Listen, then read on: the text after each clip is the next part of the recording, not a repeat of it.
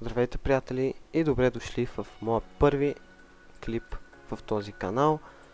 Моята предица, която аз ще водя, една от предица, която аз ще водя със сигурност, това е FIFA 14 Manager или Career Mode, както искате го наричайте. И нека да започваме.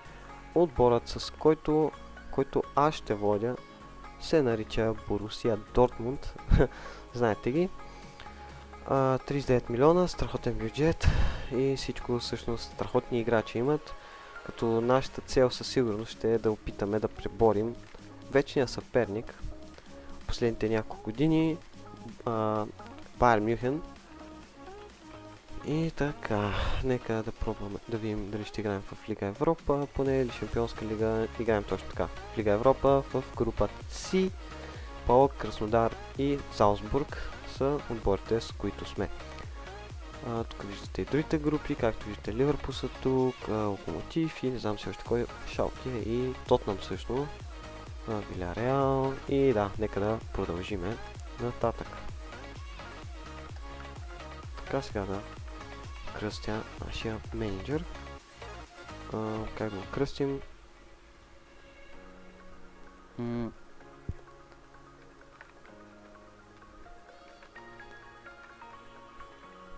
Така. Оставих го англичанин по погрешка, иначе ще го направя българин.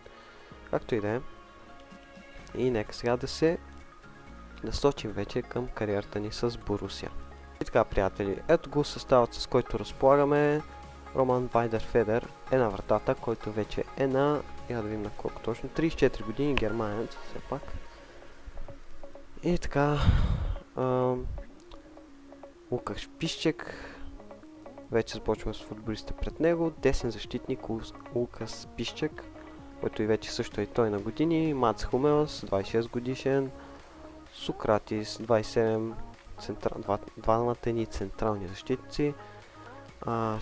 Шмелцер, 27 години. Вайгъл, 19, един от надеждите ни. Гюндоган, 24 години. Ройс, 26 години. Михтарян е 26 години, Кагава също е на толкова.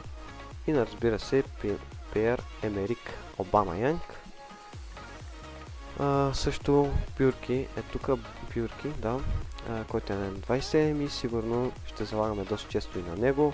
Доста вратари имаме. Като цяло имаме не лош състав, ето Гинтер.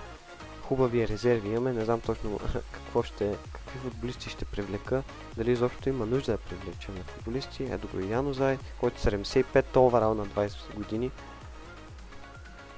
Адриан Рамос, Суботич и кой ли още не. Хубав футбол и сега ще прегледам дали мога да направя нещо на трансферния прозорец. И така, да погледнем нашите цели, които естествено отборът ни възлага. Това е да спечелим Лига Европа. Една от целите, другата поне 16 на финали да стигнем в нашата домашна купа, на домашната сцена. Имаме купата на Германия. И последното е да спечелим титлата, разбираемо. И това са нашите цели. Ето го и нашия първи трансфер. Нури Шахин. Включваме в офертата 20 милиона плюс Нури Шахин. И това е Кристиан Ериксен от Тотнам. 82 оверал, полузащитник, 23 годишен. Мисля, че си заслужава. И да. И така, идват две оферти за наш играч, за наши играчи. Единият е Адриан Рамос.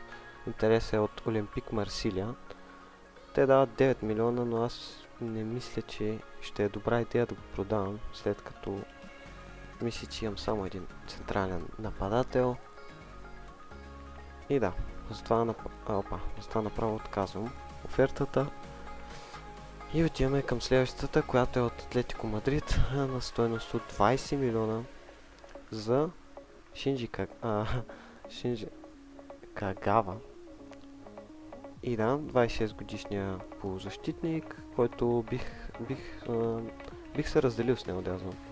Обаче то път ще надува цената, защото предпочитам да го пробутам в някоя сделка, отколкото така да го взема. И да. Те Отговориха ми всъщност и ми дадат 32 милиона. И честно казано, бих го продал. И да.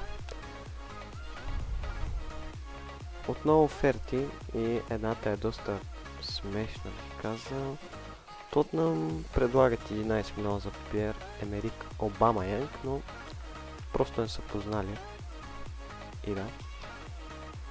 Милан също предлагат 6 милиона и 500 хиляди за Невен Суботич, но не мисля, че ще го продавам него, все пак не знам какво ще стане.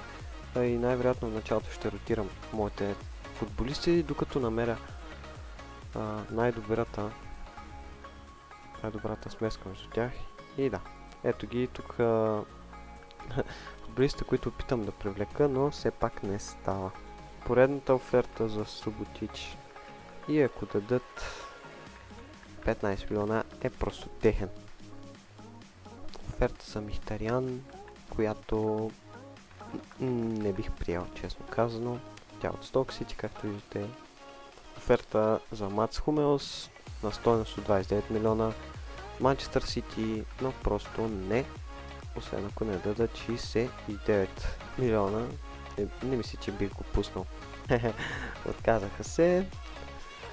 Също Суботич тук отказаха си от него. И нека да продължим напред да видим. Всъщност нека първо да започнем с... Всъщност аз защо искам Колотиньо след като имам Ериксен? Да, бях предложил супер новото пари за Филипе Колотиньо, който играе в Ливърпул. 1 гол за Гюндоган, 2 на Михтарян и Михтарян със сигурност може би ще стане в отбора, поне за сега. Ново запитване за Адриан Рамос. Не, казвам го и продължаваме напред да видим какво ще стане. Интересно, само една контрола ли имахме? Леванте и тук други не виждам. Добре, както и да е. Нека да продължиме. Бендер иска да го пусна и може би ще го направя защото все пак Вайгъл е доста млад и неопитен. Това е матч, който не искам да губя. Все пак това е първият ни матч, който ще е срещу Вердер Бремен. Както и да е, не мисля, че е нужно да ви показвам класирането, след като вече още не са изиграни матчовете. Това е края на епизода. Следващия път сигурно ще видите матча срещу Вердер Бремен, срещу този отбор, който... Дармштадт. Заради пача е бъгнат и не му показва както трябва името. След това е Франкфурт, ако не се лъжа. Да, Ентракт Франкфурт. И накрая Борусия Байер Мюнхен, но надали ще изиграе 4-те матча в един епизод. Сигурно 2 по 2 матча или нещо такова. И след това естествено идва края на сезона.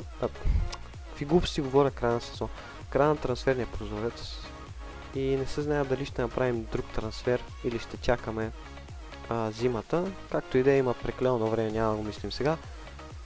Надявам се да ви е харесало. Ако е така, мога да харесате, абонирате и да коментирате. Да давате вашите мнения, както казах. Бих се радвал принципно, ако някой изобщо види това видео. Да напише дали му харесва, дали не. И да. Чао, чао, аз бях Мартин и до следващия път.